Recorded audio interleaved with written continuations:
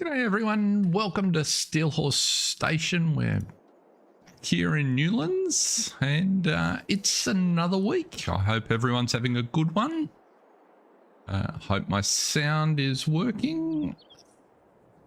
Jason is in the chat, so hopefully he can just give me a quick thumbs up if it's convenient.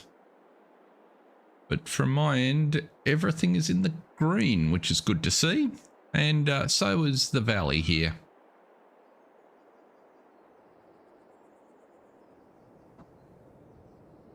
We have rolled forward to February, and we've got a few things that's still morning, so we're going to have a look at a couple of these processes a bit later on. And that'll be fun. I'm keen to, I thought sort of a nod to the platinum expansion without going full on forestry. We need to clean those trees up. We also need to get these delivering. So, whoops, my steering wheel is not doing what it's supposed to. Just got to get rid of that spring. Don't know why. After the latest update to Logitech, it worked fine for about 3 weeks, and now it's back in this mode. So here we go. So we'll get you delivering. As you can see, we're kicking out pretty regular trees. And what I've concluded is we just need to load them up so that we can get them on their way while we do other things. We've got a few vegetables there to sell. I've been experimenting. If you're not familiar with these, are 82 Studios big bags, and they are pretty useful. They come in several capacities. These are the ones that hold 10,000 litres, but instead of managing a bunch of pallets, they auto-load a single material type, and then you can just load the pallet. And I just figured, given we seem to produce prolific pallets, I'd give them a whirl. Not unexpectedly, they don't handle these plants, but they do handle a couple of the crops, and I'm thinking I might do a little bit of XML editing so that they at least take all of those. So that just makes delivery a little less materials handling and a little simpler to run with. And then over here, what we've been doing, the winter was interesting, but I was keen to get forward into the new season. I've been dragging the logs around and sort of trying to tidy things up a little bit. And you can see the yard is running across here now. And we've got a bit of a pile of lods, and I've been experimenting with, can I get, using the processor on the tractor and these low pull on. You can see the yard is working for most of the logs, I think, that are over here. That's probably how they got here. There's one that's not. So I've missed him in the definition somewhere. It'd be interesting when we get up to him what happens. I certainly haven't been through and done all of them. There's another one under there that's... so what I'm trying to do is, can I cut them straight onto the IT runner? So let's have a bit of a whirl with that.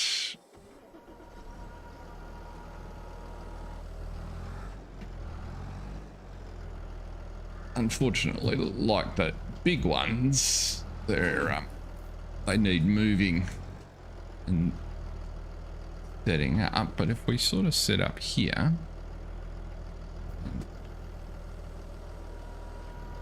let's see how we go. What have you been up to, Jason? Anything interesting? And now let's see here. We need that. Open you up. Now, not that way. As we experiment, there we go. That's the one I want. So this guy works really well. As I'm operating off the keyboard, so open him up, turn him on. Think, yeah, there we go. So Shift and Control J and N turns that. I want the head facing that way. And then if we come back and across, back in a little bit, down, just straighten you up a whisker. Now I should be able to do the first. Oops, I've picked up 2. How come all of a sudden I've gone auto cut?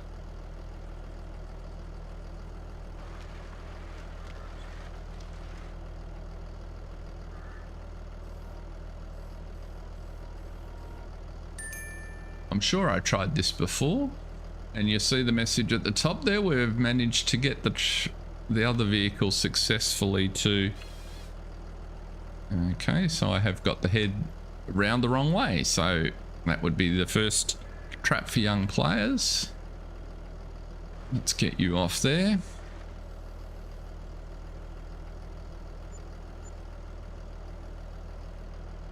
The pod racks are just one product at a time, so that's why I kind of I like them. The downside to them is that they can be a little bit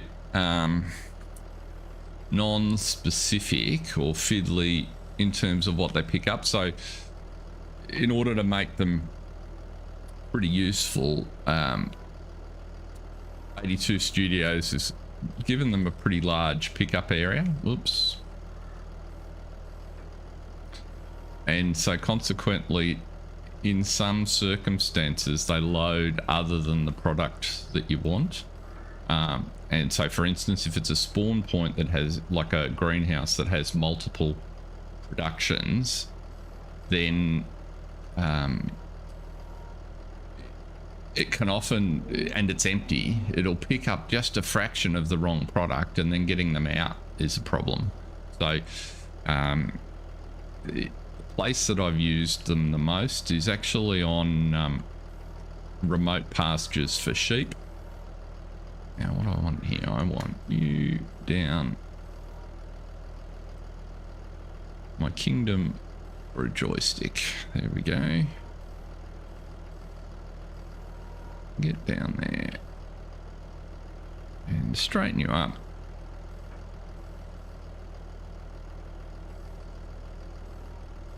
There we go. Now let grab too many. Which one's it got?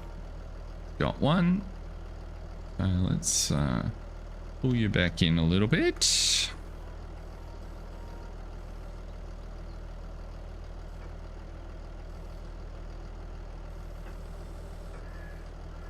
Come on. I'm not doing very well with this morning, am I? It must be a morning thing. Which one's the... Sure it was... Oh, there we go. It's just finding it hard to move it if I... Okay, so... What do you got through there? Now come over. That's it. Ah, bit of memory. Whoops. Well, you get the idea of what I'm trying to do without the fine control.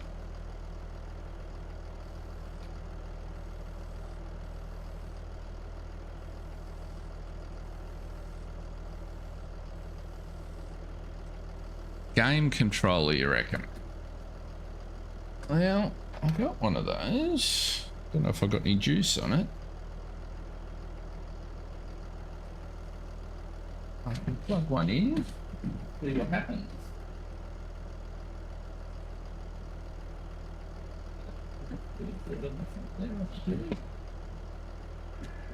There's nothing like real-time television.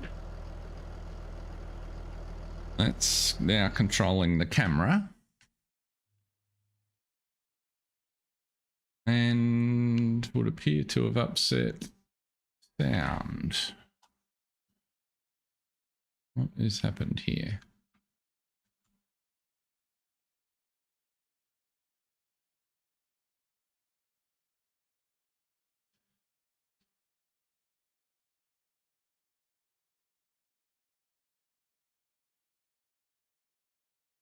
Okay, mapping's an issue, and it upsets the sound. That won't be a one for live TV because I can't hear any game sound if I plug it in. It could be a good go-between, I agree, Jason. I wonder if that joystick... Yes, it does control something. Here we go.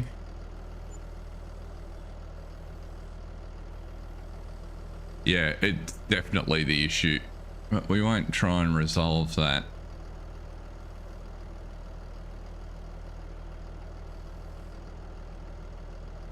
It's just...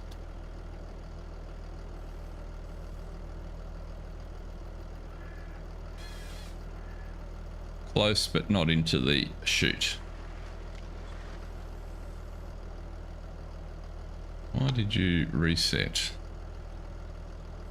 Quite odd.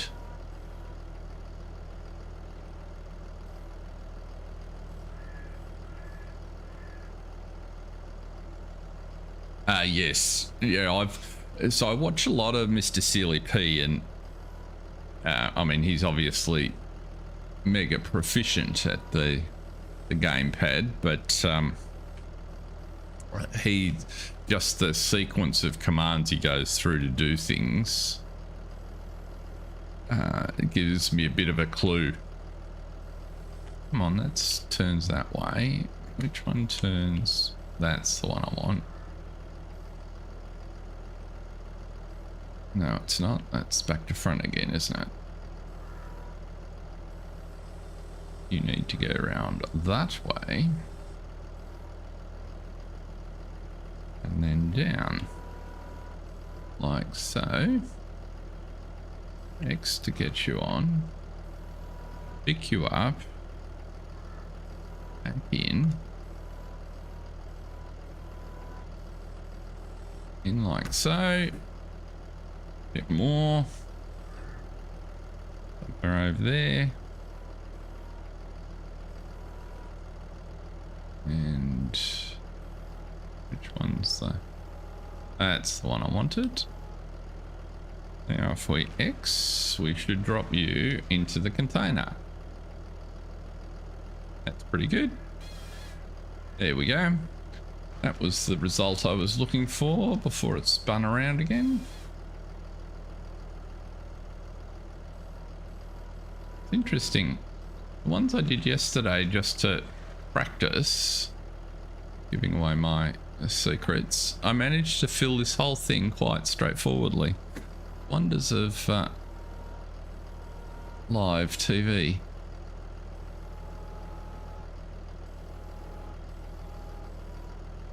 It was part of what caused me prepared to give it a go, to compare the two, because there are some differences. Or there's some large differences actually. Come on.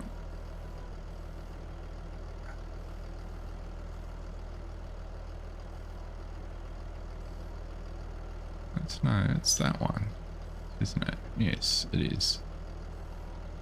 And that guy there. That's the one I want. Can you pick up? Yes.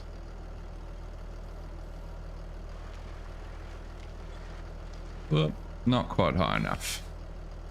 It's the downside. Never mind. We're getting the hang of it. But if we flick to the other, what we need to do is go over and just get our unloader man on the way back.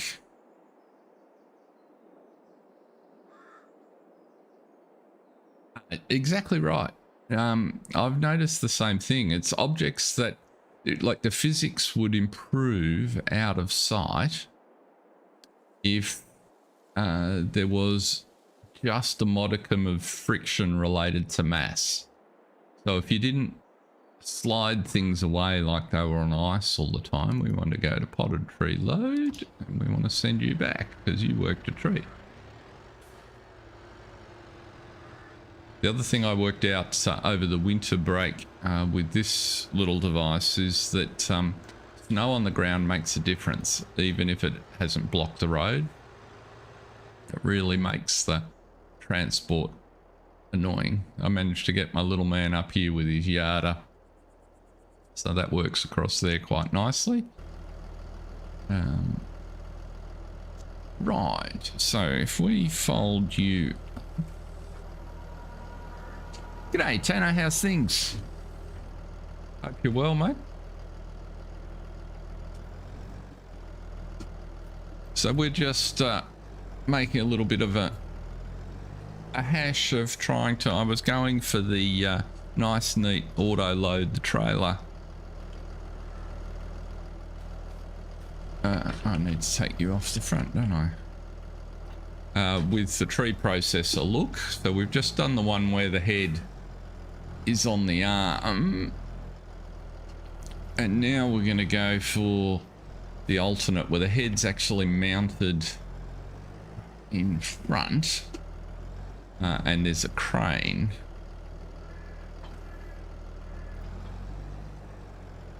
And we're trying to cut 8-meter logs, yeah, because 8 meters should fit on here pretty well. Now with this one, because of where the head's mounted, I have to put you, I reckon, about there. Now we'll unfold. The US drew Wales. Okay. I'm guessing that's gonna be that round ball game.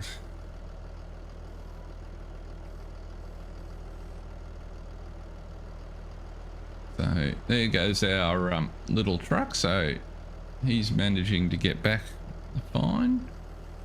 Turn that head round. Oops.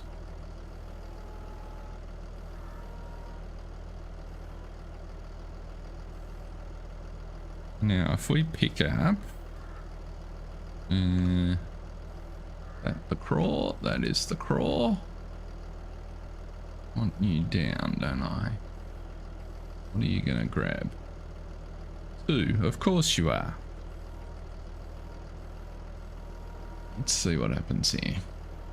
Probably won't end well, but no, I don't want you to go that way.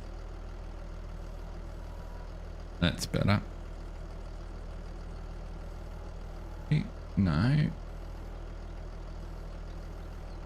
Grab you tight. There we go. Yeah, up.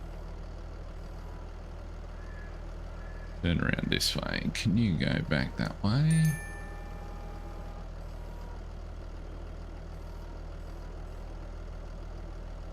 And footy it is. It's definitely not footy. That would be soccer. You'd get completely the wrong game in this part of the world, but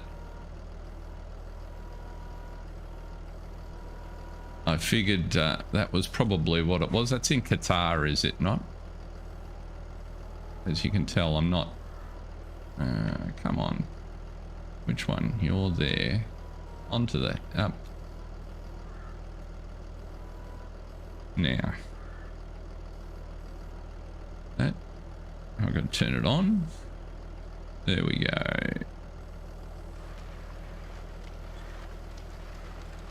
Would appear I have the head round the wrong way, do I? Or is it just automatically decided to strip?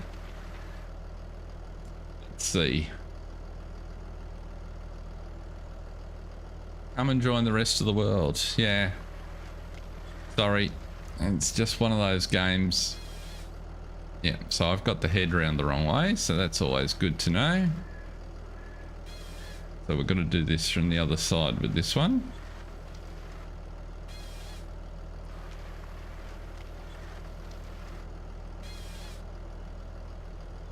It's funny how different sports appeal to different people in different way. I played a little bit of soccer at school.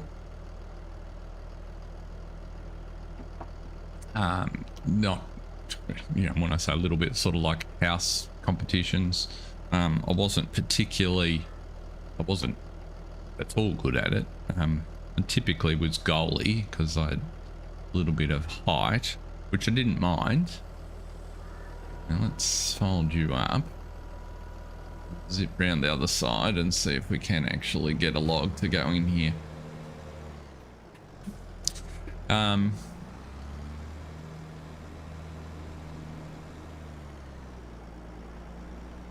I actually played a lot more hockey, field hockey at school, and for me that sort of drew the obvious comparison between well, semi-obvious comparison in terms of field and how that tactics and things worked. Let's just put that blade down and back you out of the way.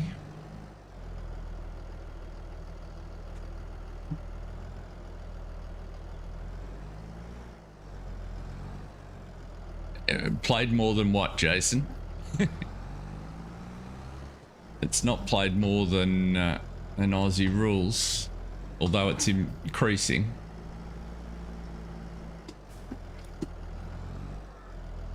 And I think the highest participation sport in Australia is still netball.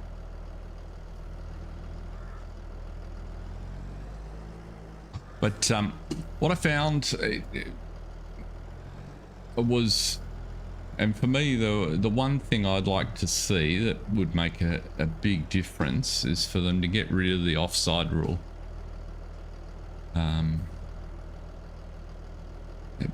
Because if you look at my comparison point is when you look at hockey, what happened when they got rid of offside and what that did to open up the play and provide opportunities for all the players on the field. I want that forward a bit. This is the downside I've found with this machine is you've got to position it exactly right. And that requires folding and unfolding all the time. I'm pretty sure the participation rates for AFL are substantially higher than for the soccer in Oz, but I'm prepared to be corrected.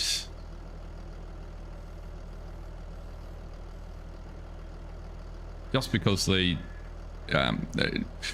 when you take male female participation, soccer looked like it was catching up there for a while, but the introduction of AFLW,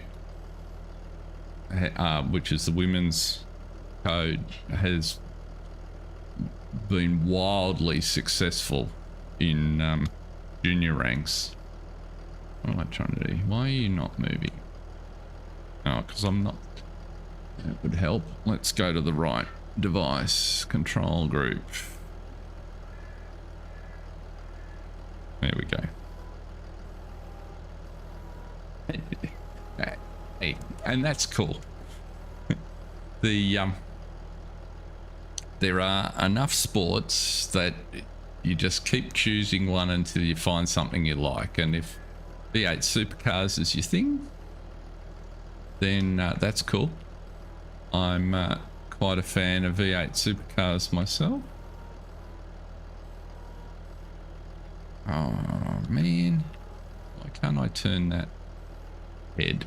Is that okay? The one thing my box on the side is useful for, and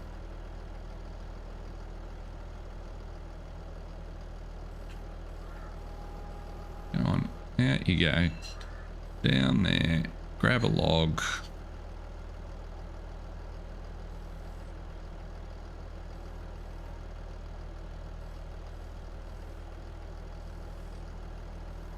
As you can see, this one and the crane in the hands of a unskilled operator is a real pain in the backside.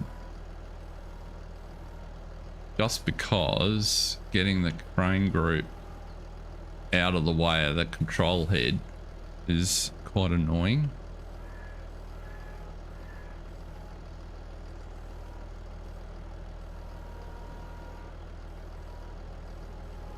Come on, I want that log.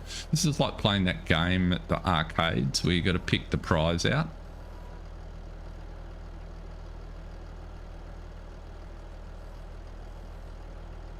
I got one? Of course not.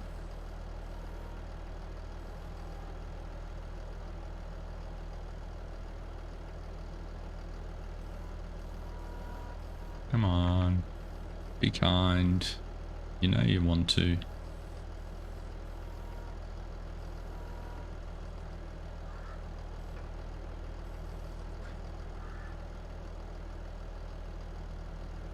Best coverage is done on supercars. Yeah, I probably would agree with that. I think one of the advantages of supercars is they've got more to talk about. So generally, so I think that helps. And see, there we go with it. Let's open you out. Let's close you up again. Now I've only got 2. Let's see if we bring you across. Come on.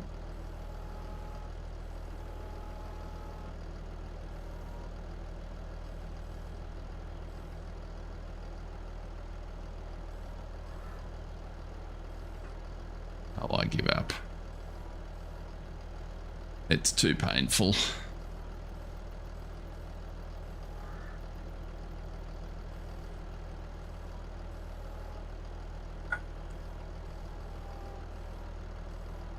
Come on, get down there.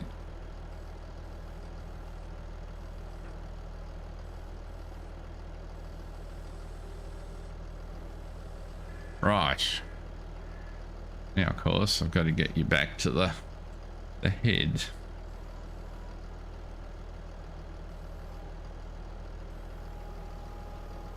Go out there. And how close are you?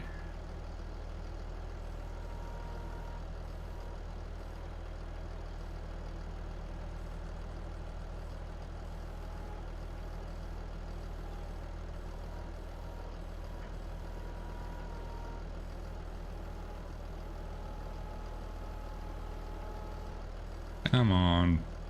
Now you on? Turn on, tree harvester. Come on, don't let me down now.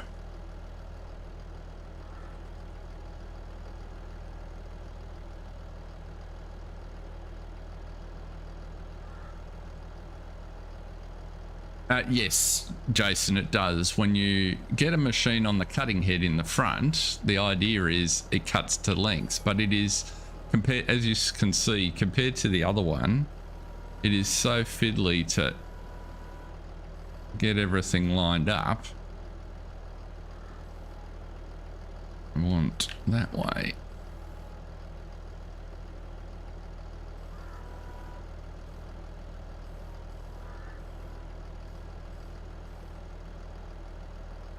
And that way.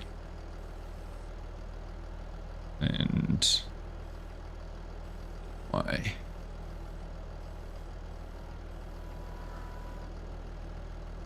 And I'm sort of lined up, but I'm not in the head, and so consequently it won't cut.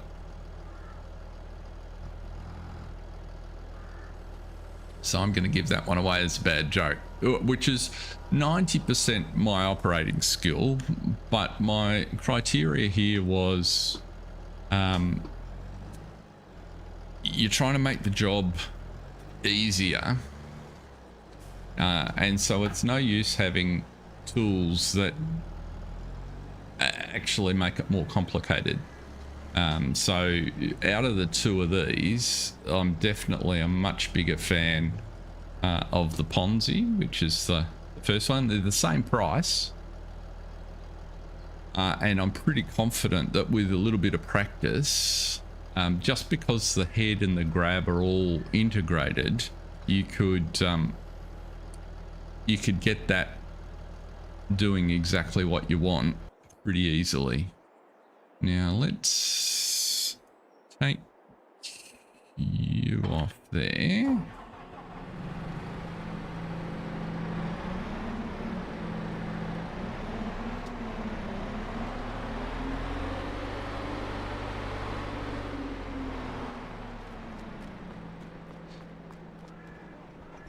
And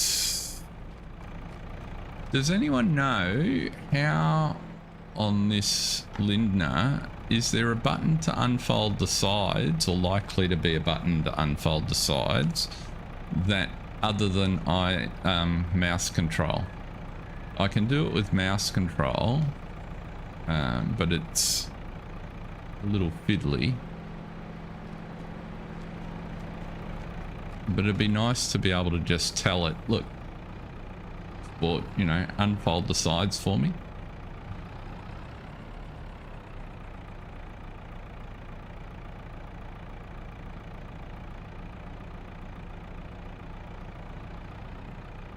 Exactly, Jason.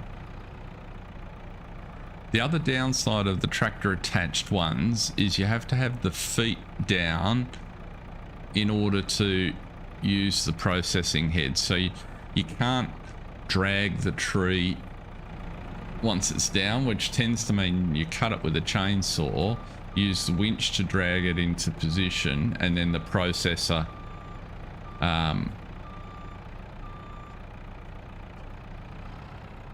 to slice it up to length.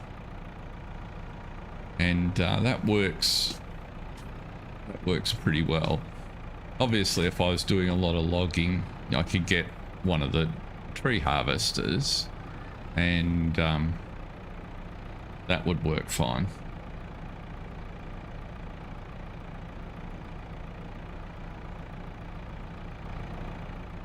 Yeah, with this vehicle, I can't figure out what the actual keybind is. So as you can see on the left there, I'll put the help screen up. That fits on there all right. But it doesn't come back. I'll just get this. And that's... I'm in that mode now where you're finding issues with the map. So the collisions on this shed are about 3 times the width of the pole. And the number of times I get caught on vehicle side mirrors or the edge of my load. In fact, what we're going to... I'm not going to get that on there. Let's just drive you out.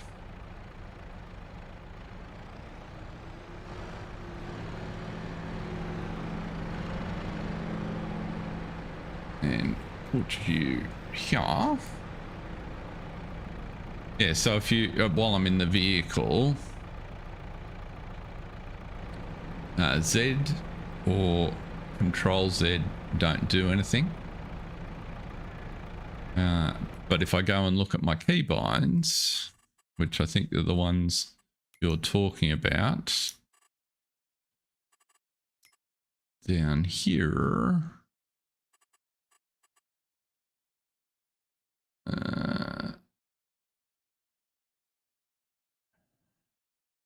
driving direction, crab steering, player tools, they're pretty standard.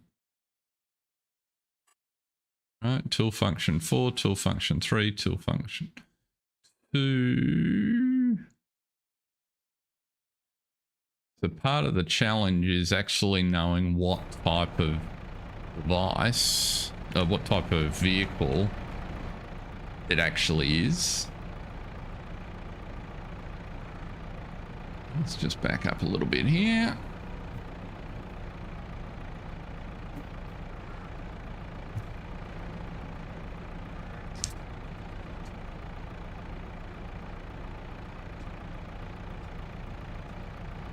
How's everybody going with Silver Run? Or have either of you guys got Silver Run, I guess would be the question.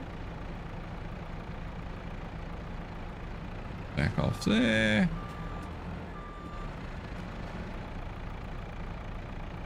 And which one is it? Come on. L. We logged on. Yes, we are. Drive forward to the gate. And send you across to Tree Cell. And it's picked up on the wrong course.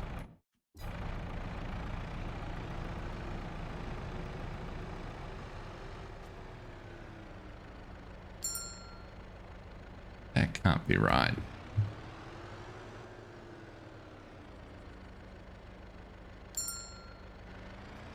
Yeah, I think so, Jason. Why are you having... Oh, because it's going pod tree load. Come on.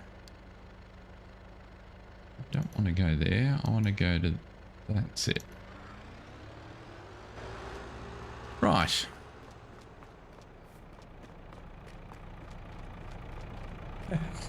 It's funny you should mention that, Tanner. So I... All being well, we'll have my first episode in my new series will come out today. Hey, g'day Star Rainbow, welcome along. Great to have you here. And I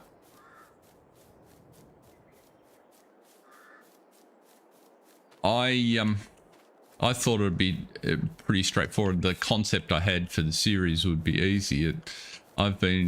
I decided to play through the first 6 months setup just so that I got a feel for it. And the only downside of that is it's just taking longer. Oh, that's what I was supposed to do, was bring that across so we can load those logs on. And so it's just taken a little bit longer to get the setup going.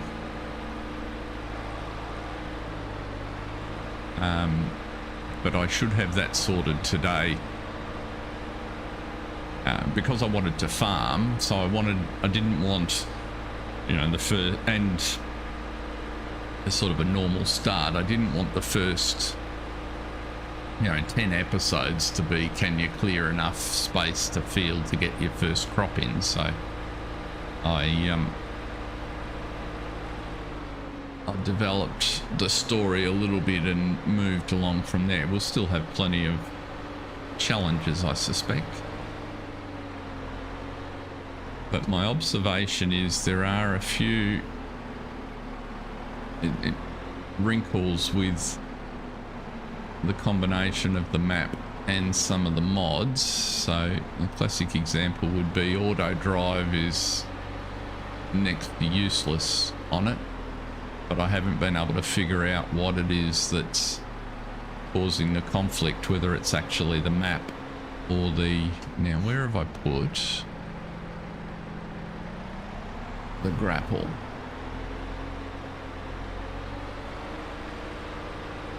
There it is, I think.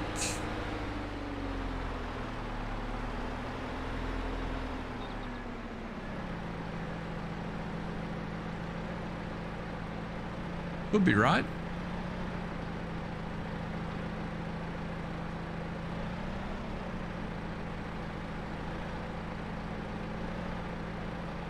I'm the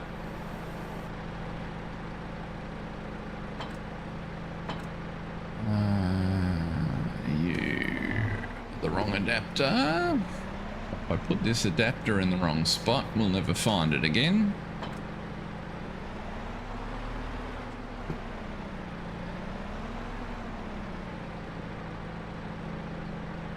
I have an idea that I'm certainly going to try out in the series, and that's to cut sort of 5-meter terraces along one of the hillside sections to see if you could do sugar beet along there, and you could get like in longish strip. You obviously don't want the vehicle turning around, so you get longish strips of sugar beet. So we'll see. That'll be a little bit further down the track. In the first instance, there's a few other ideas that are cracking, and when you start looking, there's more terrain.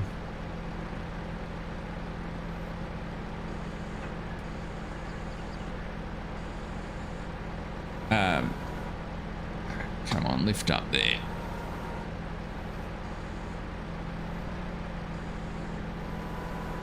That's it. Get up, get up, get up. Yeah, the absence of an animal deal is annoying more than anything. Thankfully, there's enough mods now that you can solve for most... Oops. You can solve for most of the things you need pretty quickly.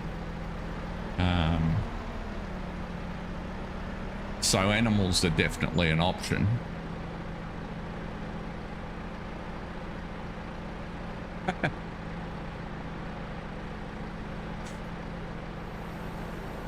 That's one thing they've certainly they have actually changed the landscape a little bit, and for the most part it's better.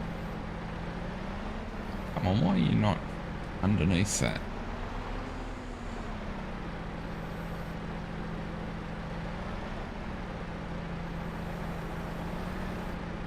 It's better.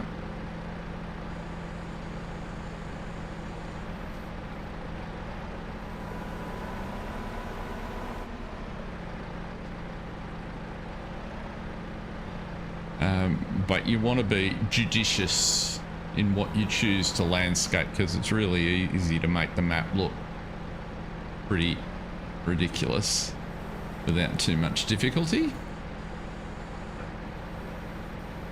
Okay, up and off.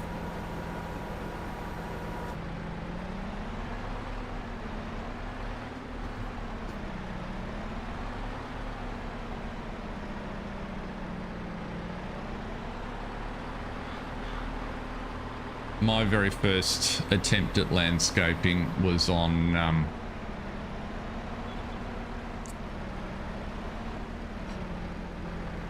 Old Stream Farm, and if you ever see it, it's well, it's unique. It's Old Stream, but not as you know it. So there are several cliffs where there were none before, and the... Let's go back there, down there.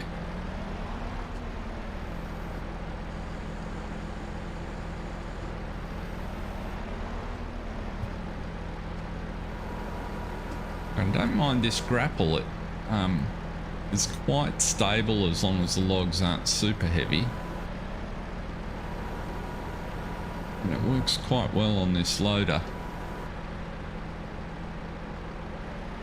But yes, so the stream or the river that runs through the middle is actually blocked by my landscaping effort, and it sort of got to the point it created the blockage but then wouldn't let me fix it,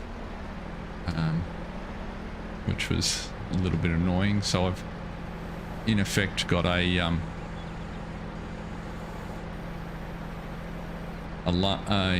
timber mill that's built out on the reclaimed land over the river.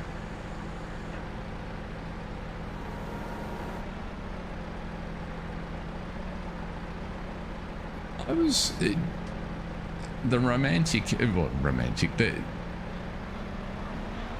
I was hoping that Giants would, given what they wanted to do with Silver, would include some of the, and I think I showed last time, sorry to interrupt myself. So if you're looking at bottom left there, you can see there's a measure, and I can now cut my log at 6 meters in this case. I was doing 8, so wasn't I?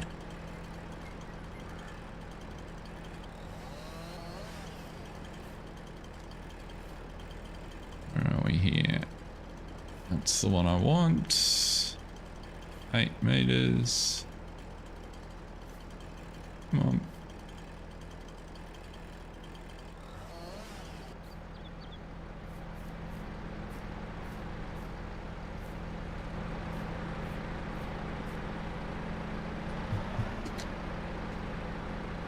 More of a flatland person. You see, I like the character that the undulations give the map, and I think that's affects it. And so then it's a matter of, okay, well, you gotta deal with the consequences. But I was really hoping, and up there and down. No, that's the one I want.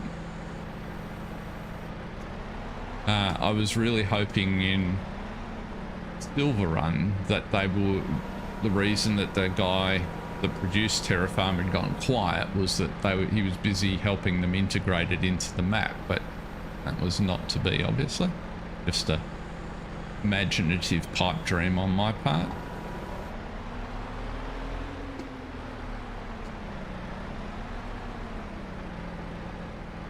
But I thought that, you know, with what they've done there, it'd be a great innovation.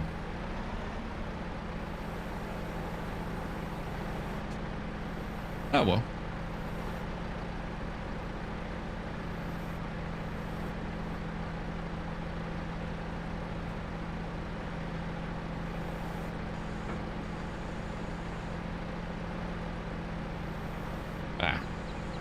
Down. Depth perception is 3Q.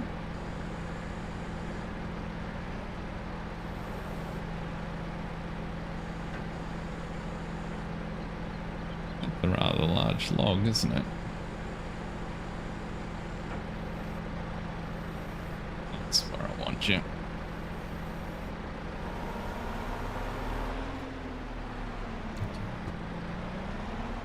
So this is the Massey skid steer mod, and I think it's a said grapple on the front. Maybe not. Let's have a look. Just in case people are wondering, we are using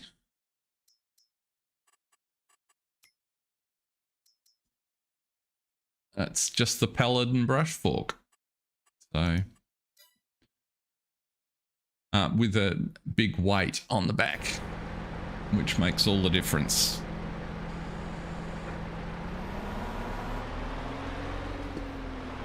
So, there we go. Can we get across to there? I cut some more, didn't I?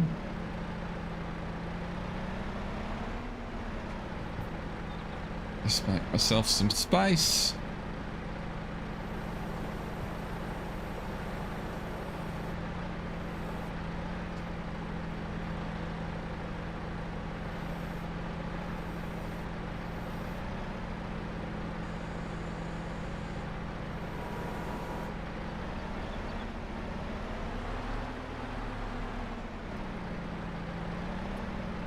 Oh, big thanks to Jason also. For others in the chat and those that watch it afterwards, we had a discovery last week. So depending on how I finish off the stream at the end and upload it, leave it with, because I don't actually upload these, I just let YouTube capture them and record them. It actually affects when the live chat becomes available, and it can be a bit hard to follow the stream if the live chat isn't there. And Jason pointed out that when he went to watch the end, it was missing, which was odd. Well, it turns out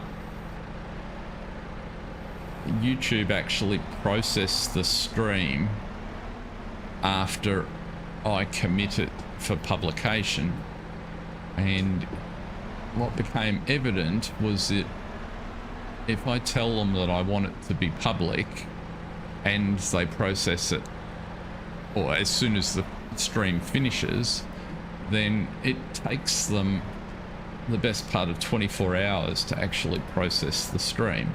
Whereas my experience in past streams was I process it first, or I let it process first by just leaving it private, and only made it public when it was finished. In that case, it was taking 3 or 4 hours. So, but then when it goes live, it's got the chat. So that's what I'll be doing. But if you're wondering why a stream can take a while to become available after the stream finishes, that's the reason. Because if you make it live too quickly, you can't see the chat. So bit of a learning experience for this YouTubing business. Well, we haven't heard from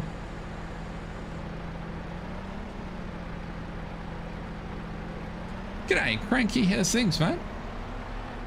Welcome along.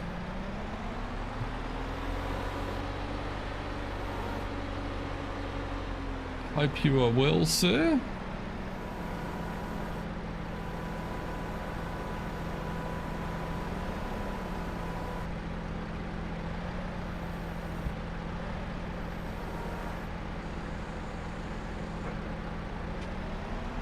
While I think of it, and it's not prompted so much by you arriving, Cranky, but just while I think of it, Friday's or Thursday afternoon evening stream will be later, so I'll be starting at the time I usually finish, which will probably be a bit of a pain for Europe, but I'm sorry about that.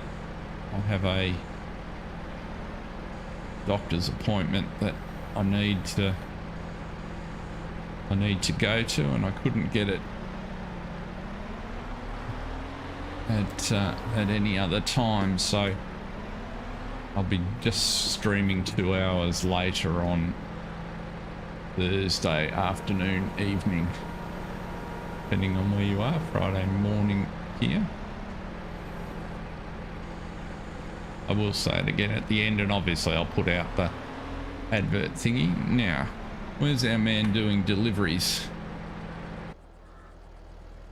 Ah, Thanksgiving. Who'd have thunk? Lovely time of the year for eating. So our deliveries are working quite well in the dry. As you can see, we'll probably get another one back loaded. So, but that works quite well, that little, because you can see what I was talking about last time. If you haven't been here before, the objects that you got to weave through to get into the market there to sell stuff. It can be a little bit annoying, and you can see that in the dark these additional things are actually hidden, so that's interesting. So I'll let him come back, and we'll remember to load up. We'll turn the engine off there. How are we going here? Feels a bit like pulling teeth, but oh.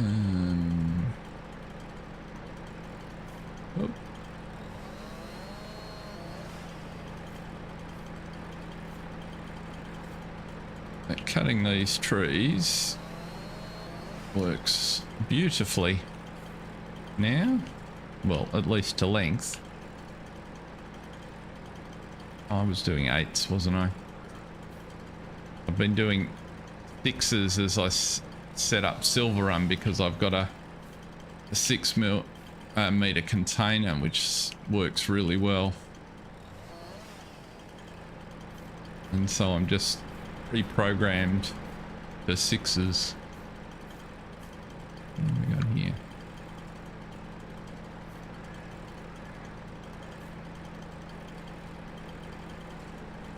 Now let's move to think about animals. I have put Maize Plus in. You'll recall that last time we did some hay contracts. We did 3 of those, and it's going to do. Oops, there's a log there which the truck just drove over. So I haven't read the bits on Maize Plus, and I've only played it once before, so I'm not too concerned about that. That'll be a journey of discovery as we go. The contracts we did, though, gave us a bunch of hay.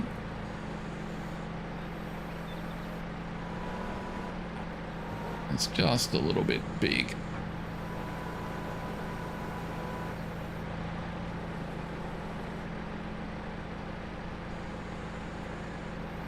So with the hay, we can, part of the reason for doing the contracts, I'll back up a little bit, was I wanted some extra product in advance of our fields here to put into the compost factory so that we could get the greenhouse working better for us. So that was a great plan. And if you have a look over here, we had 8 bales of hay left over. No, 6 bales of hay left over. 8 bales of hay left over. Unfortunately, this building over here, which makes our compost, doesn't take hay. Who knew? Well, anybody but the goose who read this. It says it takes hay, which is probably why I got the idea, but there's actually no hay recipe. There's 2 grass recipes. And because there's 2 grass recipes, you can't actually put hay in the building. So it's just another little bug, and I haven't got in to modify the map. So what I decided was, well, okay, that'll have to do for our animals, and we'll put grass in there when we get a minute. So let's move you out.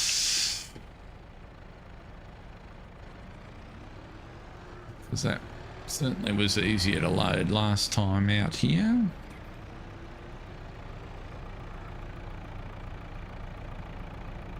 And fold those down. So the question becomes, what animals do we want to do? So that's the question for chat.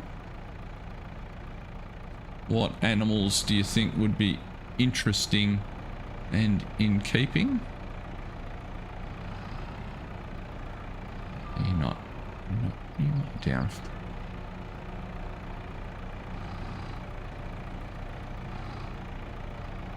There we go.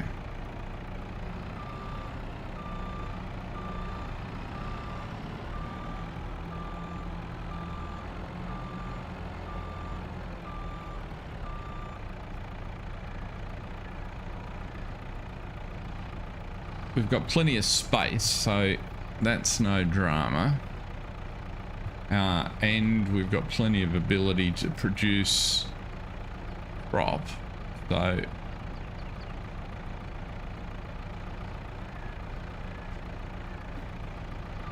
get that out of of there. It's a bit crooked, isn't it? So it really becomes sort of an open decision as to what we do.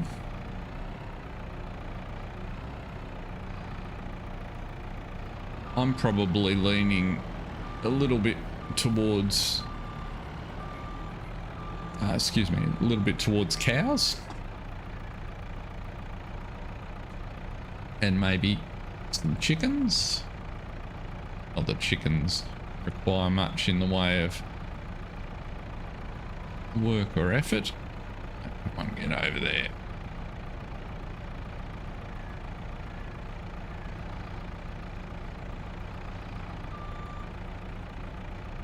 Yeah, sort of.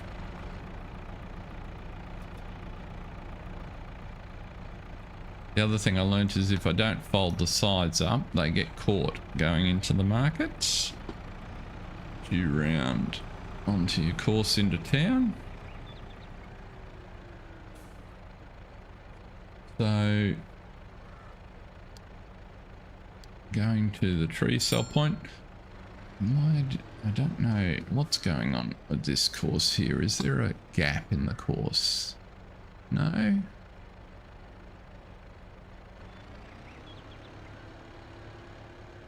It's all connect. Oh, there is a gap in the course. That would do it. Okay. How about that? It miraculously works. Cows first, then pigs or sheep. Okay. We can do that.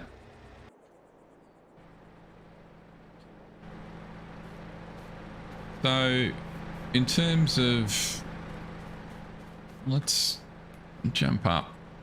It's easier from a perspective standpoint to...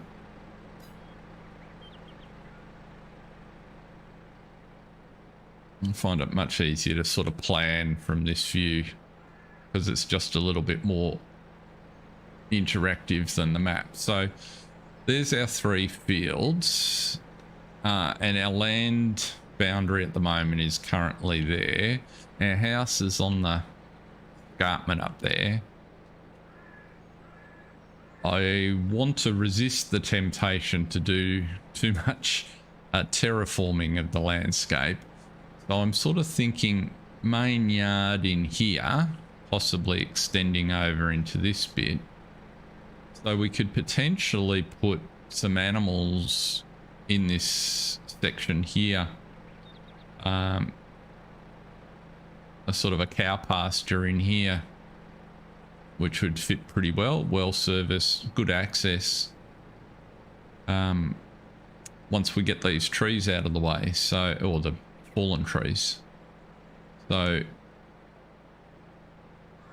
then potentially we can run, we could even run sheep on the end, on the other side there. There's also this dead piece of land in the loop on the train tracks that we own, which is probably big enough. And so I thought that I had, if we did sheep, was potentially could put a sheep pen in here with one of those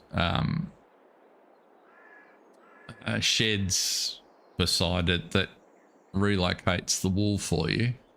So we're not having to drive across the rail track often, because it's not, you don't need much feed and activity for sheep. So that was a thought.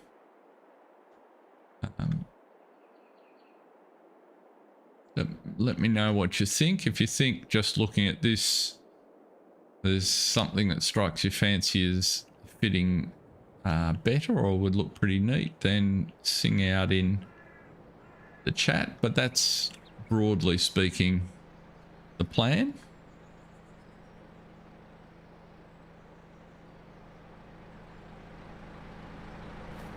I don't know what placeables are already on the map. I haven't spent any time thinking about that.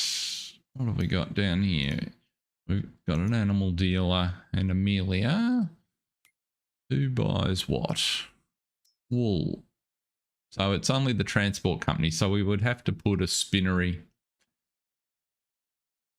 No worries, Star Rainbow. Glad you could pop in, and great to see you along. Have a great rest of your day and week, and we'll catch you next time. So we would have to place something to process the wool. There is both a bakery and a dairy, so we can potentially purchase those, or in the first instance just deliver our products up there. So we've now got conditioned grass as a material because Maize Plus is there, along with the corn grain stuff and the different pulp products. So plenty to be. Just make it in. Get on the ground would be a good idea, wouldn't it?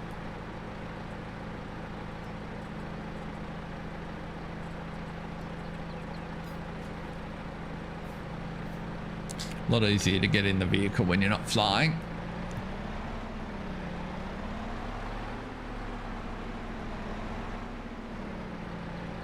Let's say, before I pick this up, what's in the shop today?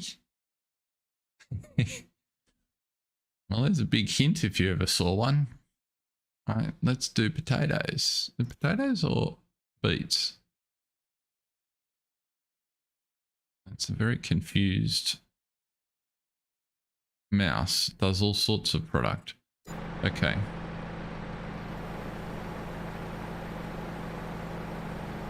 Let's pick this guy up.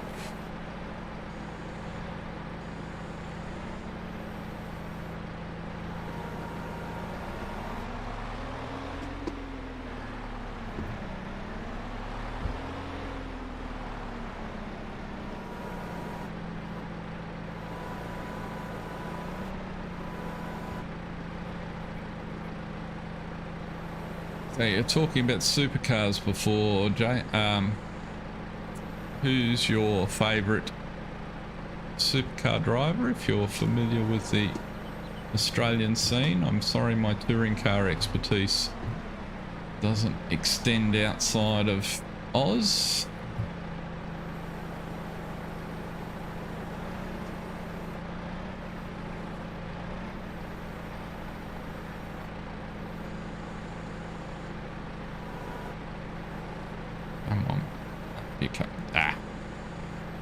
Trying to pick up a pencil with chopsticks.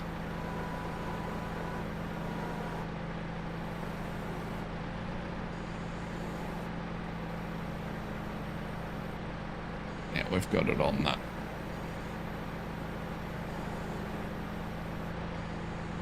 Ah, rude. How rude. Come on, get under there.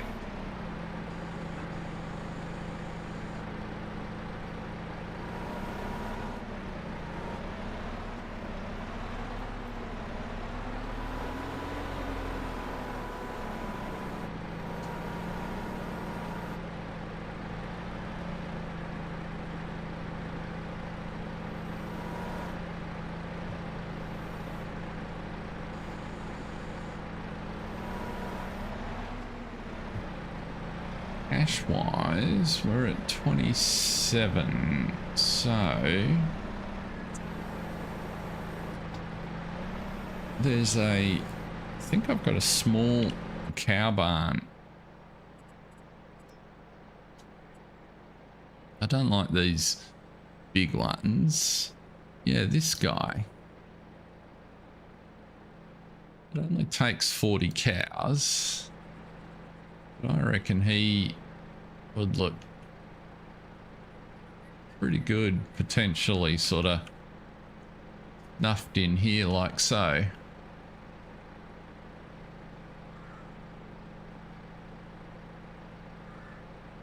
So we just need to get a few more of those trees sold.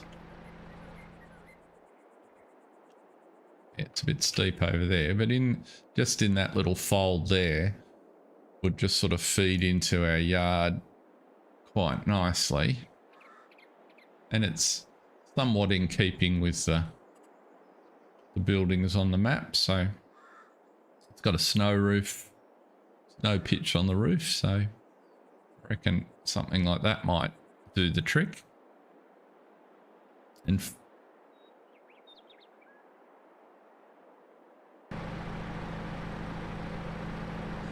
yeah, he's a pretty handy driver, is SVG. Argsy would be pleased with you.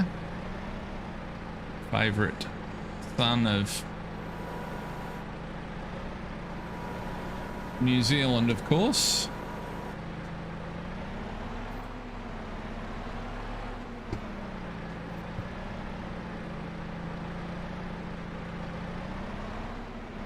I'm a well, sort of my pedigree is Brock gave Lowndes, so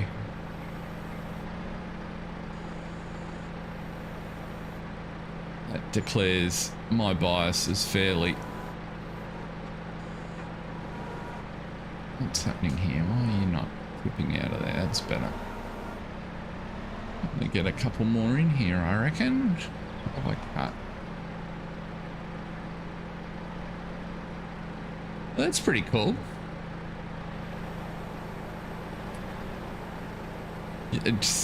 Indy doesn't get much coverage here in Australia, and so consequently you're never really sure which Aussies head over there. I mean, I'm just trying to think. There's a couple of guys in recent years that have headed over to the US to race. Jason Bright, I think.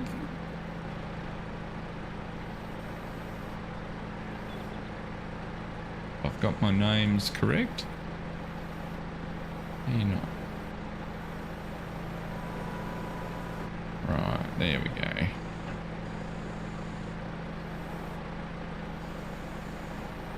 That's better.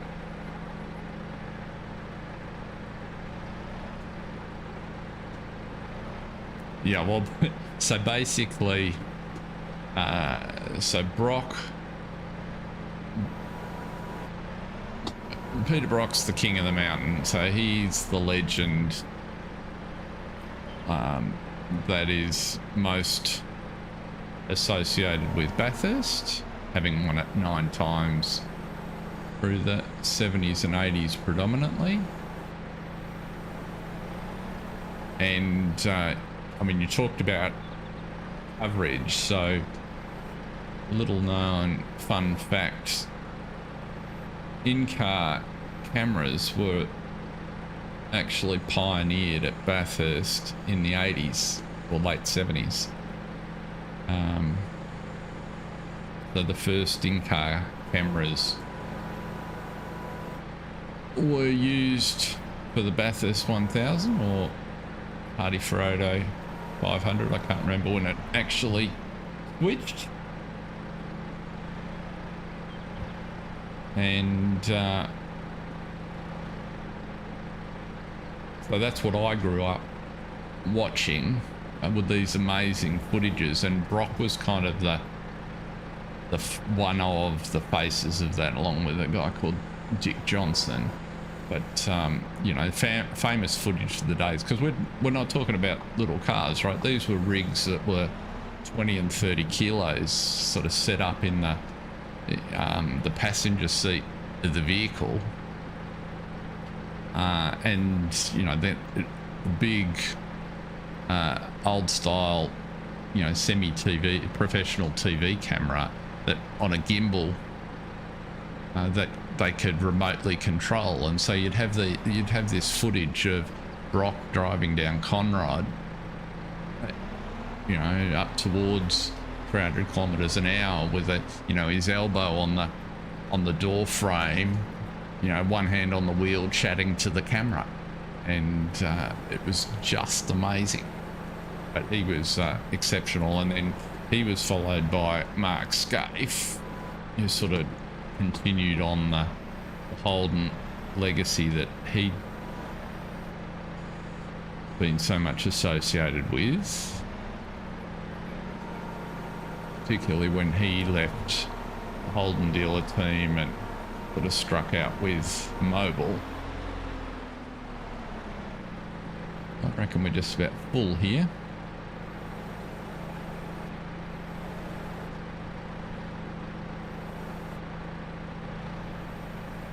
And then, of course, a very young Craig Lowndes became Brock's protege as Brock moved away, retired, and then ultimately passed away in a racing accident in Tasmania. That's the one I want.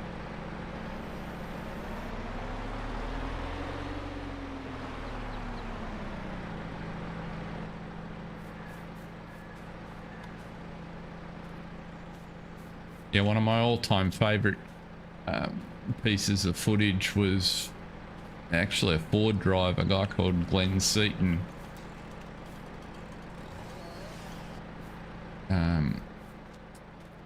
In the, I'm going to say in the, excuse me, in the 90s. And for those, oops, wrong vehicle. Those of you got any familiarity with Bathurst, the top of the mountain, it's fairly tight. In non-race days, it's a public road with a 60 kilometre an hour, 35 mile an hour speed limit, and let me tell you, driving across there in a regular road car, you just don't want to be going faster than that. Anyway, race cars across Skyline into the Dipper are typically doing 200 kilometers an hour, 120 mile an hour. And on this particular day, it had just started to rain and it was greasy, and the in-car shot showed Seaton, and he went full lock to the left and then full lock to the right, still traveling in a straight line while he headed across the top of the mountain. It was the most amazing piece of driving I've ever seen. And he kept it on the road. Now, can we put these straps on before we try and pick it up? Yes, we can. So let's load you on. I do like these. It's much easier to load on the ground, and they work really well. So I'm quite happy with these IT Runner trailers. That works quite well for my logging for the minimal amount that I do.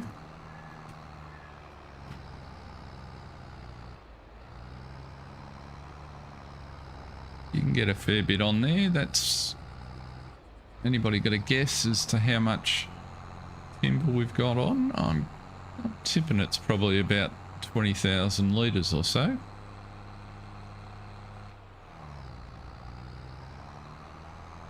We'll find out in a minute as we drop it in our chipper.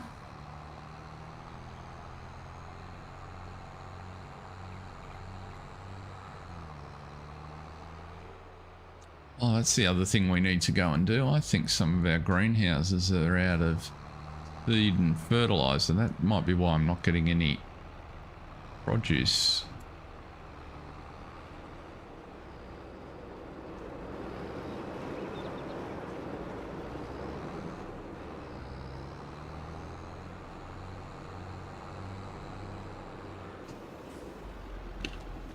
Let's run across the shop. Okay, so there's 26,000 litres of wood in there. Not quite, 17,000 litres. That, nonetheless, not too shabby.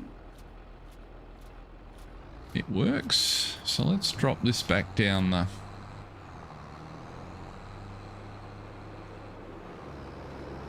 hill and come back and get that flatbed over there.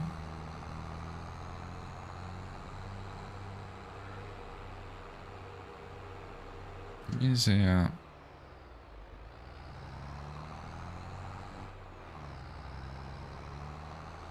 Is it just me, or I haven't heard from our tree delivery man for a while? Is he stuck somewhere possibly?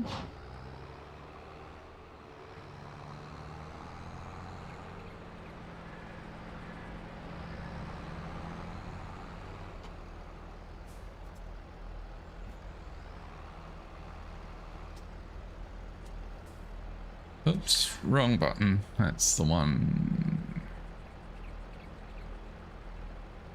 We want to X you off and then disconnect you.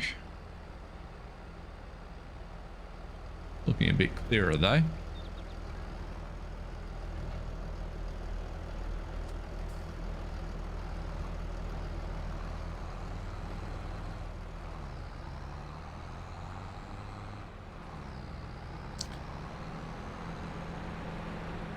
Okay, that message I don't understand.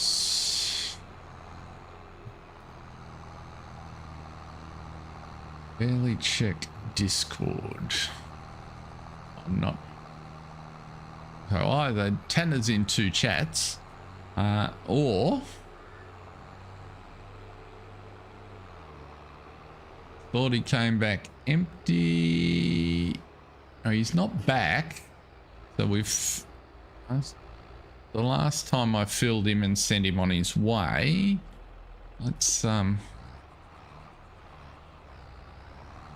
those that weren't here at the beginning, you can see the big global transport containers. They're 82 Studios creation. If you haven't seen them, come on, get around there.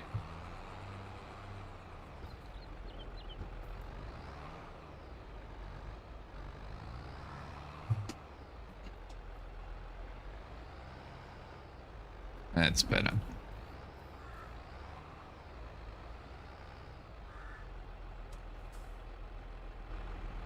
Yeah, so these 82 Studios, they auto load a single product. They come in various capacities. These are the sort of realistic ones that hold 10,000 litres, and I just find for palletized product,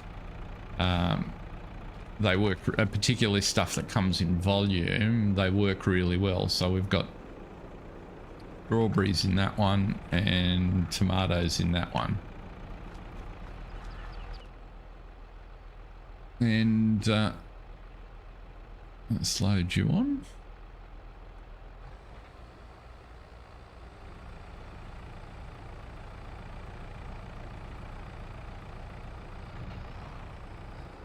Let's go find our man over here.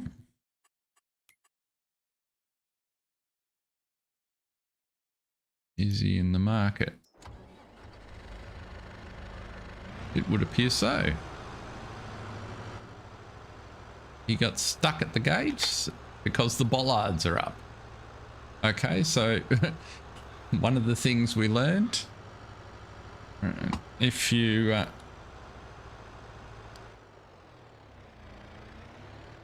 if you're not familiar, these bollards come up at, and we now know the time, must be 9 o'clock in the morning. So you can't get into the market to sell product after that. So we have to go.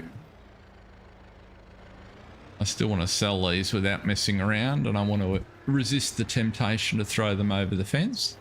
So the next best sell point, which we will up to, is the transport yard, which is just up the side road here, the transport company. We can check our stock check before we sell to make sure. And for those of you that are not familiar with the map, this is another one of those unique sell point constructions. So it's a warehouse and it's designed to be an actual distribution company. So there's a general sell point literally right inside the door there, but on the racking around the walls are individual sell points for the different products.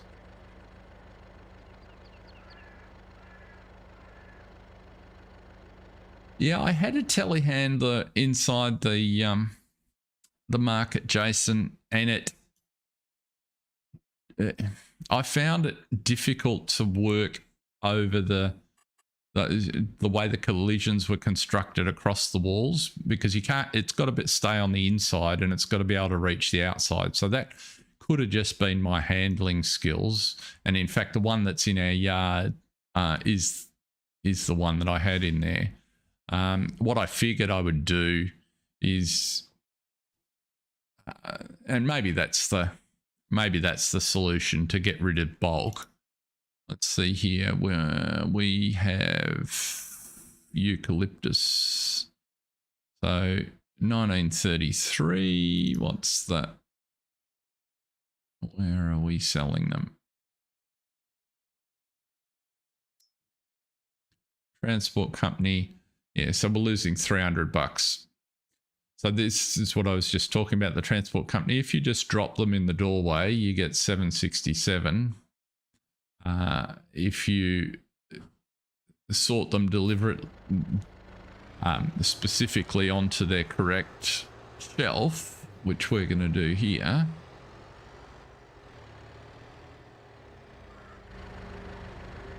Which is just in there.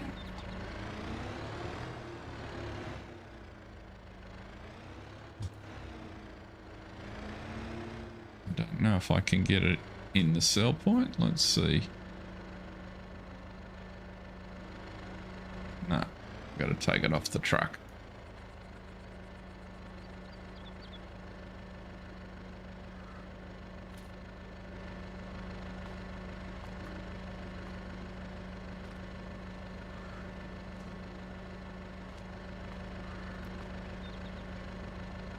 So all around the walls are sell points for these, for all different sorts of produce. So if you wanted to do a multiplayer simulation, it'd work quite well.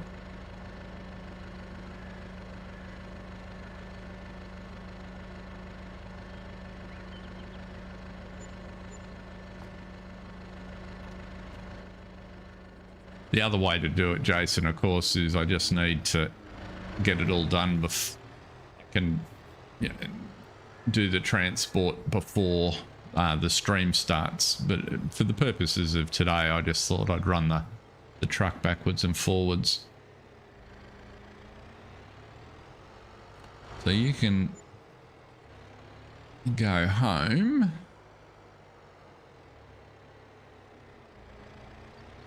I have got a telehandler there at the shop for loading purposes. Potted tree load, off you go.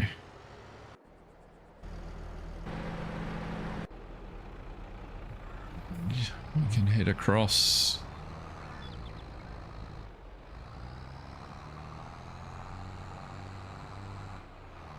And get rid of this produce and fill up with some fertilizer and some seed.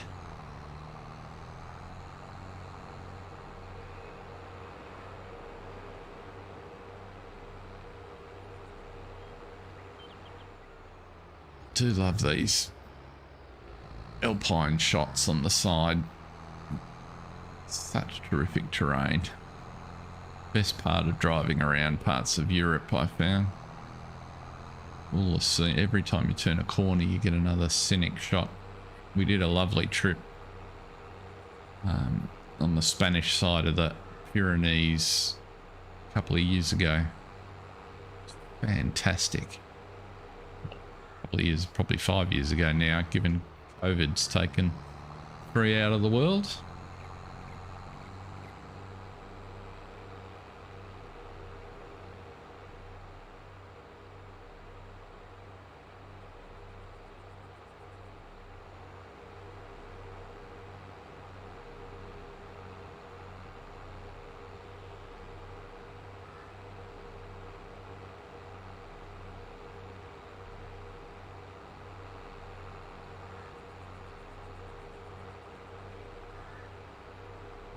I'm thinking we need to cut another field. I still haven't figured out how to find which of the fields is up for auction. Whoa. I could have sworn you were tied down, but obviously not.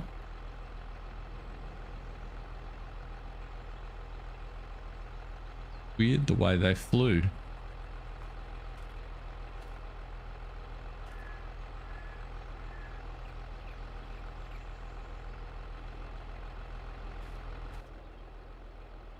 Let's try that again. They weren't tied down.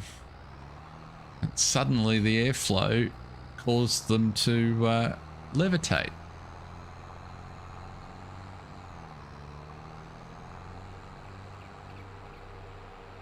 Now, where do we want to sell red cabbage and flowers? Flowers.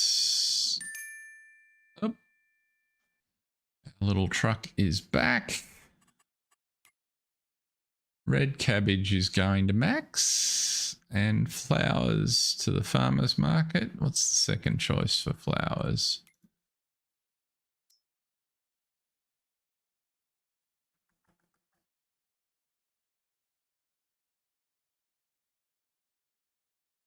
It's $8 difference. We'll take them all to Max. I know where Max is.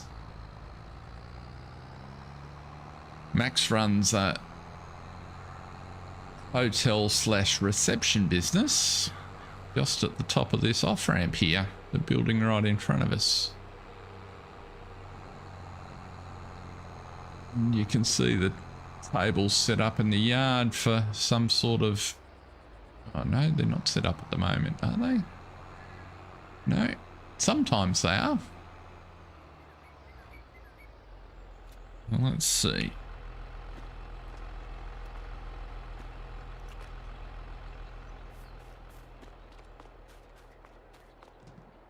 Might be too early in the day. Maybe does a lunch or a dinner setting.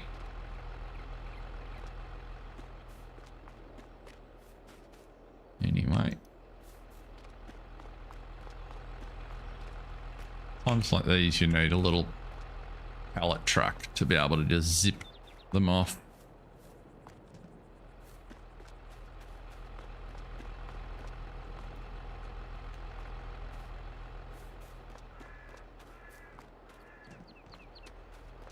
But I like the fact that there's these little sell points that you can deliver to. I'm reckoning you'll probably take the lettuce as well, won't you? You take lettuce here, Max. Let's find out. Yes, you do. Beautiful. That's that job done.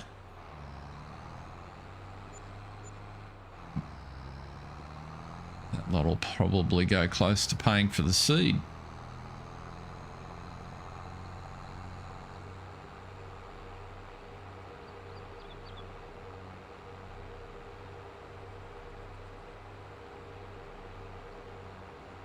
Bit thirsty. Drink time. Just water today.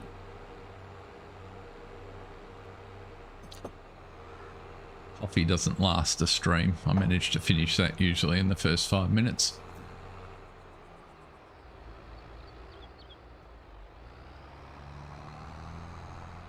Let's see here. Where are you going to pop them?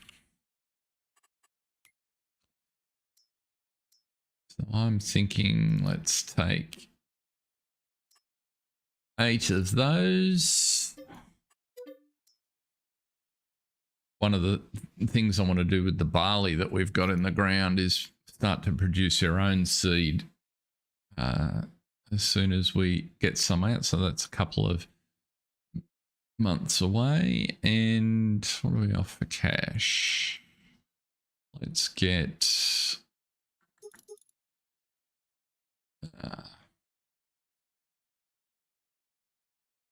yes, I did. So I've loaded both of those mods, Jason. But I've got to refresh my memory on what that means.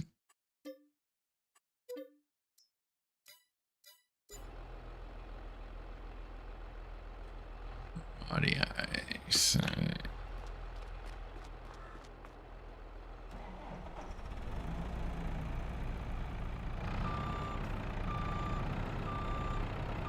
And from memory, one of the things that we might need to do is experiment with the amount the cows will eat.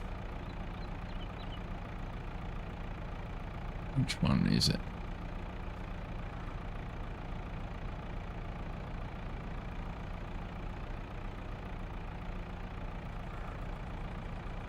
I've only used it once before on Argsy's Green Valley multiplayer server, and admittedly they were established farms with hundreds of cows.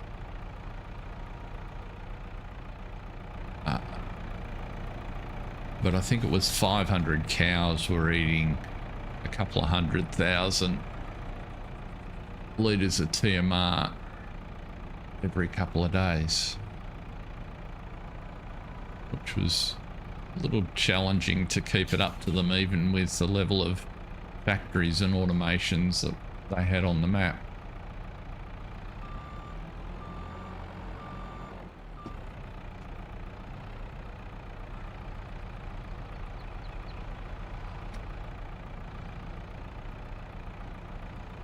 So one of the things I'll do before the next episode is sell a bit more of our produce so that we're in a financial position. We can put the cows down. Come on.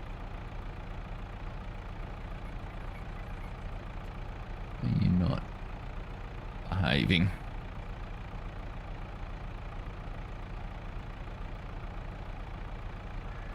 Okay.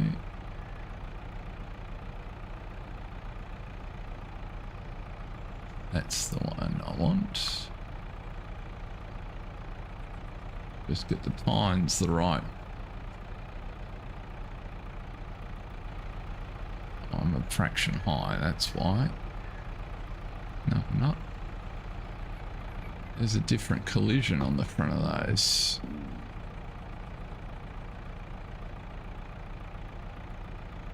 Or I was just completely in the wrong spot.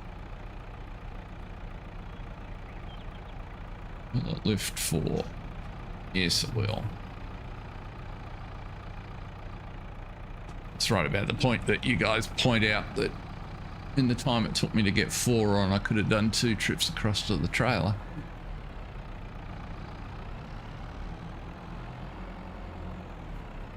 Whoa!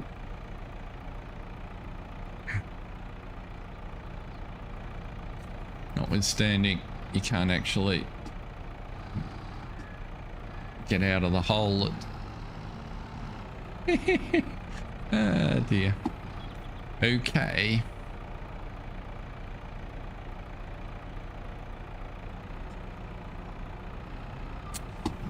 I can lift 4, but there's depressions in the tarmac here that make that a bit of a problem.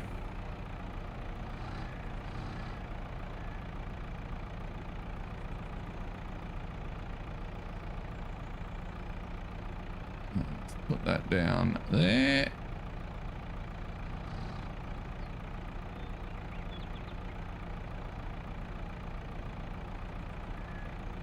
Straighten the wheels.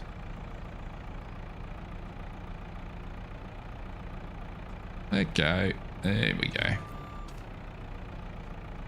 The deformation in these bags is really quite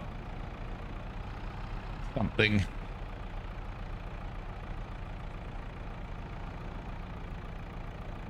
You look at the physics that's gone into, or the coding that's gone into that, and you think, why couldn't you have done that with some of the other physics attributes?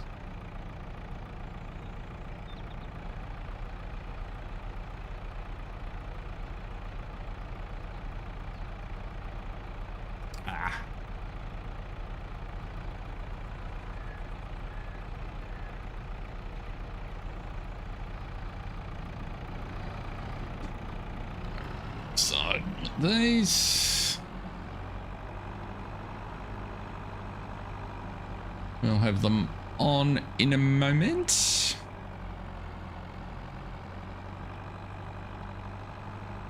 Soft surface in here. The The wheels seem to dig into the tarmac quite severely.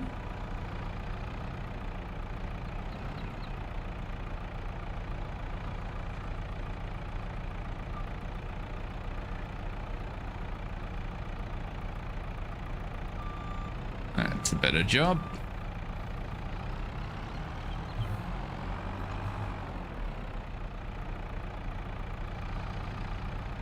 Yeah, the problem I had with this tally truck and those tree pallets, I remember now, Jason, was they weigh 1.7 ton, and so at the full reach you need to get them off the back of something over the fence,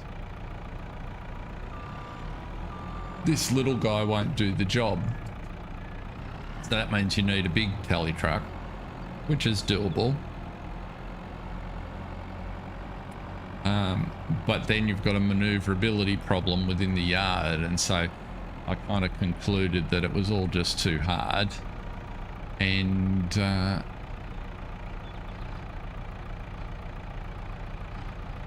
went with let's use auto drive to deliver a few loads in the morning, and then I'll deal with the rest off stream. It's not something I propose to spend every episode doing.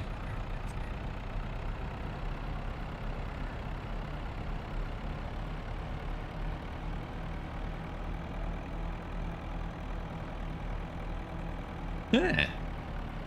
Okay. It could definitely be the case, but still somewhere along the line someone had to do it. Had to figure it out.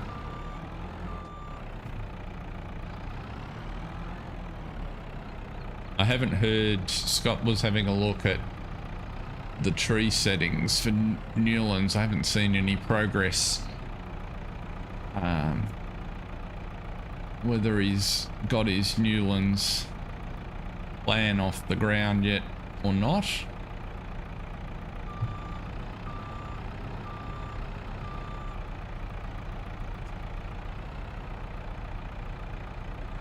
That's definitely the right way to do it, Jason, I think. I did, with my newfound confidence in which could well be misplaced in the editor, I did toy with lowering a fence and its associated collisions in the back of the market into the ground, so that I had and my rationale was, from a story standpoint, was that the local kids had been mischievous and vandalized the market after hours.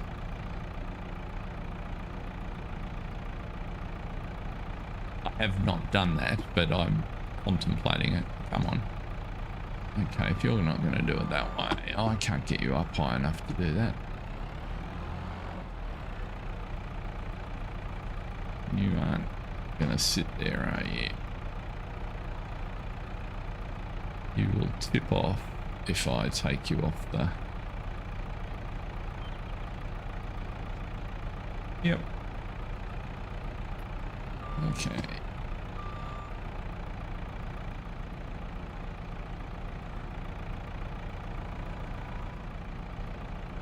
Need to cheat. Back in there.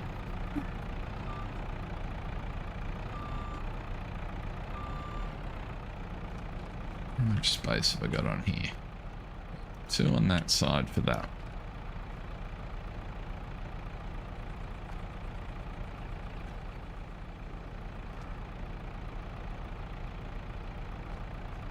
And then you'll go there.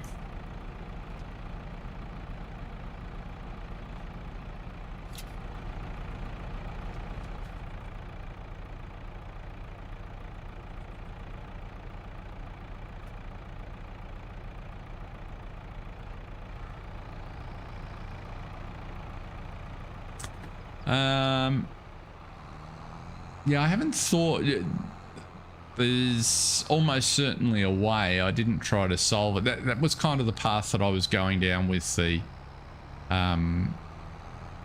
global transport bags. So if I changed the input material types to include the material types of the trees, then in theory I could get 10,000 litres of the trees in those global transport bags, which means then the little truck would deliver 10,000 litres at a time instead of 2,000 litres at a time. So that's kind of, that's another way to solve for it and still have the feeling of it a little bit right without the tedium of the continuous materials handling. So that might be a way to go.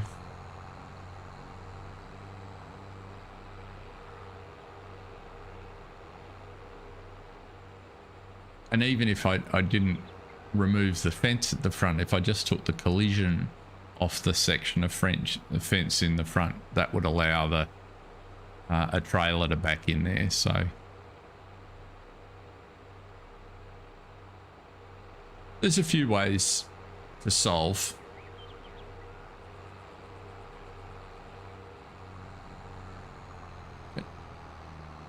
Hopefully next month we should be able to some grass. The one on our left I think will be fully grown next month, if I'm not mistaken, looking at it.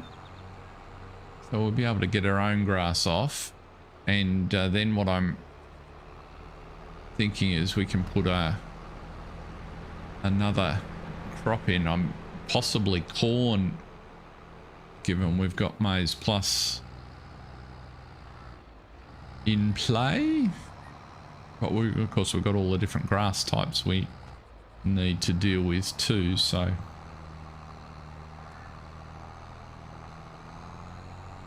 plenty of experimentation. Now I'm pretty sure the smartest way to do this is to drop this in my little distributor, which will then evenly disperse it to all the productions that I have on. So involves remembering which side is the unload. Let's go with the right side.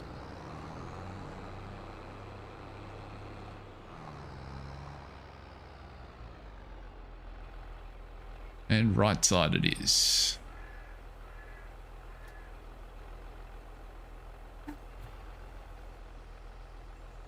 That'll load into there.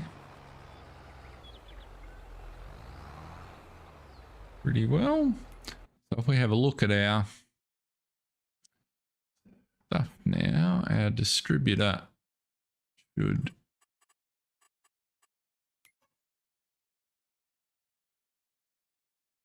we definitely need to get another product because we're limited on just how fast we're producing our compost. Seeds will be fine now.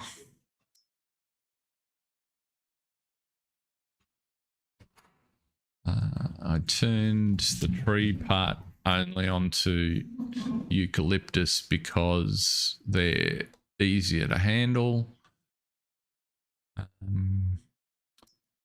Strawberries will be fine with seeds. Tomatoes. So I've got 5 different greenhouses. So I've got one doing each. So tomatoes will come along. I haven't turned these on because we've already got bamboo, and there's our flowers. Yeah, so they're all wanting seeds, and then you wanted the solid fertilizer, which will be fine. So we've got one doing bamboo and one doing aloe vera, and they pop out over here. You can see bamboo in front of us over there.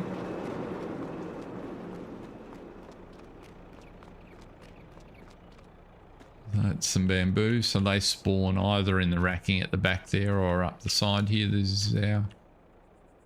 When it gets around to distributing, they'll both pop back on again. Have I got distribution turned on? I didn't look at that, did I?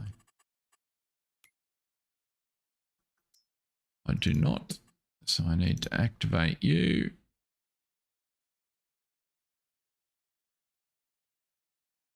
And the cows will be a good source of manure for us too. So that's all coming along nicely. Can turn you off.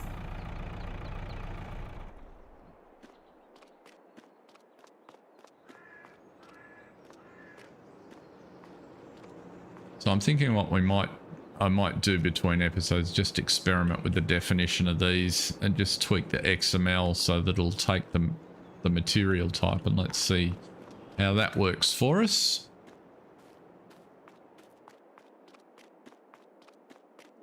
And over here, we've got a little bit more tidying up we can do.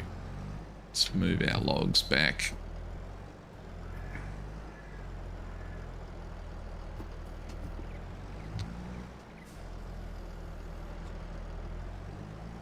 I'm getting quite used to this Tadfin. I quite like the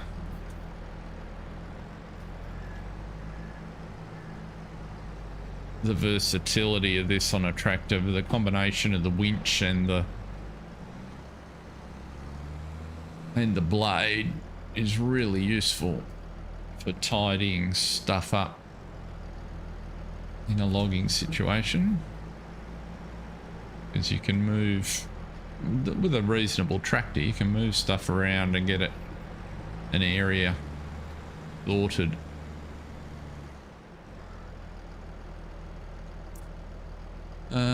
And also, as long as you've got a clear access, it's arguably more efficient than using the overhead yarder. If I duck out here,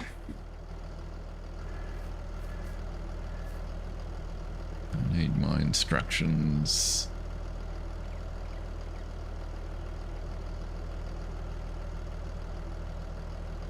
Okay, I can put a trailer hook on with the Tadfin there. I didn't know that.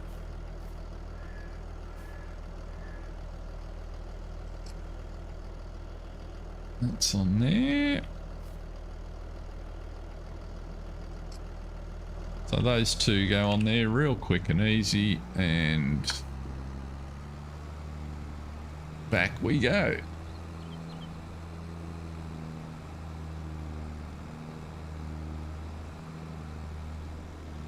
Whoop.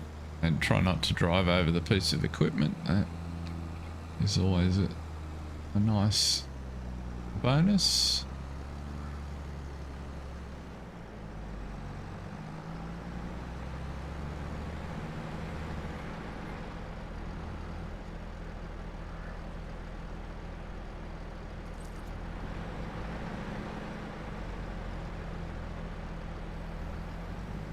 So there you go. That's the state of play. I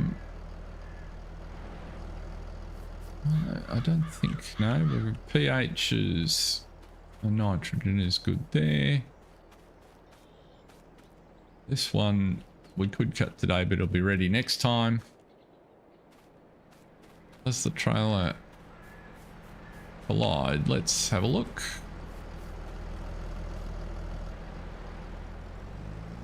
I haven't got a trailer hitch on it at the minute, do I? So if I...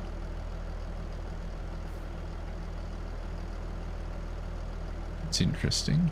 Oh, maybe it's only when it's down.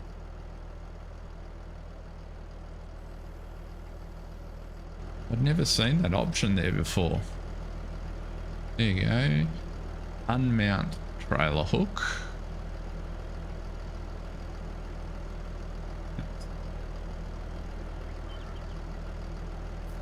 puts the trailer hook on. Okay. If I put it up, it's still got a trailer hook there. And if I take it over to my little wood trailer over here,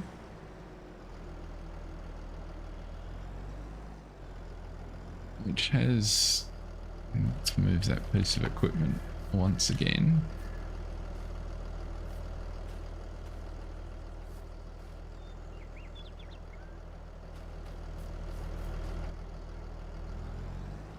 And see what happens when we back up here.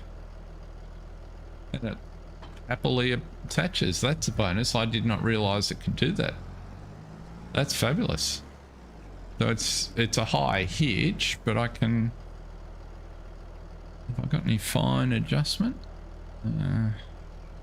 Let's go with... Yep. So I can use Shift N on the blade to adjust the height of the blade, and that tows through. That's great. I wasn't aware it could do that. That makes it really versatile. So you stick your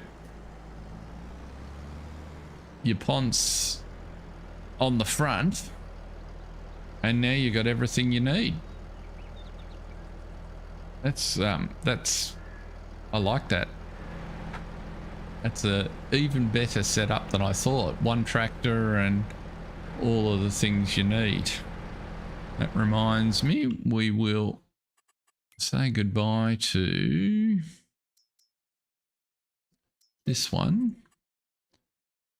because we didn't like that. We'll keep the ponds, I think.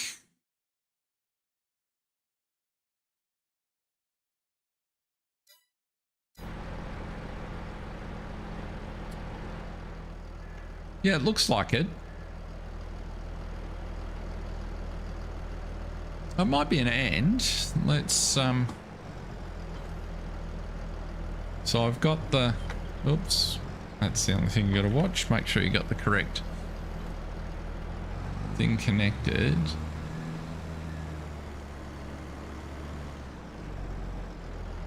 But if I come across and grab, I'm sure I've got another log down here.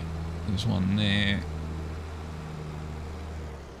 I think I've got to take that trailer hook off because the winch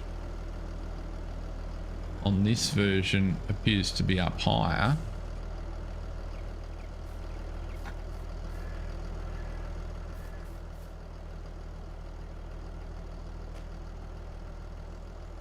No, I can attach.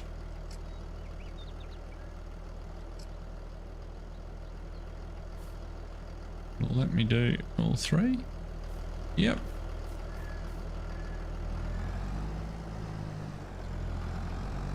All three logs. Trailer hook still in place.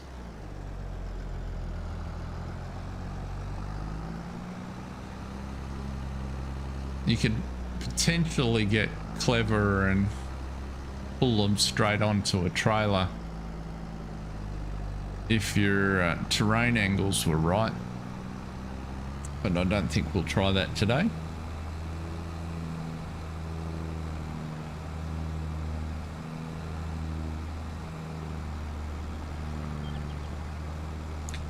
The only thing that would be really kind of special with this is if the functionality was clever enough that when you dragged a log across the forest floor like this, it gave you a cloud, or at least a cleared mulch state.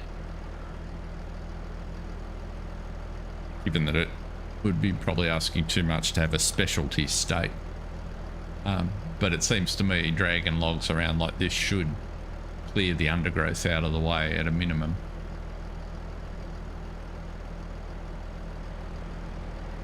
Yeah, that's my read of it. And as I said, I didn't even realize that it was there.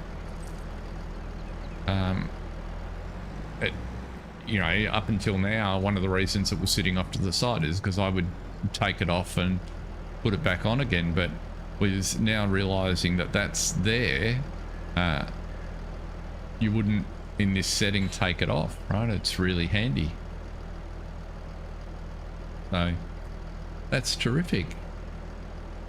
But we've just popped over the hour, over the 2 hours, sorry. So it's 10 a.m. local time here, and I've got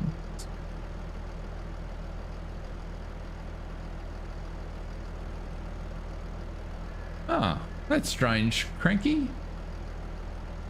Glad to have you back. You've arrived back just in time to finish. According to YouTube's actually been very happy with us today, so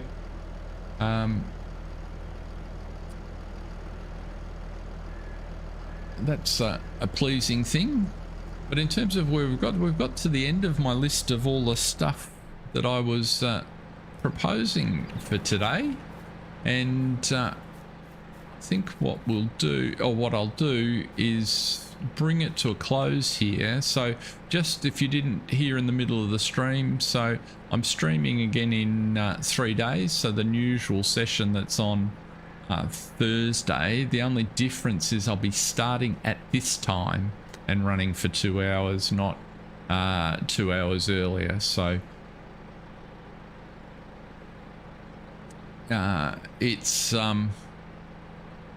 so that's the plan. So 3 days from now, Thursday afternoon, evening in the UK and the US, or UK, Europe and the US, and Friday morning for me at this time. So I know it might be difficult for some of you.